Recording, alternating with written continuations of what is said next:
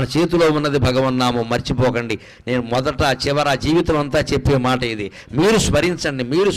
మనస్సులో స్మరించదలుచుకుంటే మడి లేదు, ఆచారం లేదు, ఇవి స్నానం చేసే సమయం లేదు, భోజనం చేసే సమయం లేదు, ఎప్పుడైనా స్మరించవచ్చు. దానికి నియమం లేదు, నిష్ట లేదు, మనస్సుకి రూపం లేదు, కాబట్టి ఏ నియమం ఉండదు. అన్ని రోజులు పాటించినా ఒక్కరోజు కాళ్ళు కడుక్కోలేదు, దేవుడు అంత కక్ష కట్టడమ్మా. దేవుడిని పిశాచం అనుకోకండి, దేవుడు ప్రియుడు. నువ్వు ఒక్కరోజు నియమం తప్పితే దేవుడు కక్ష కడతాడా?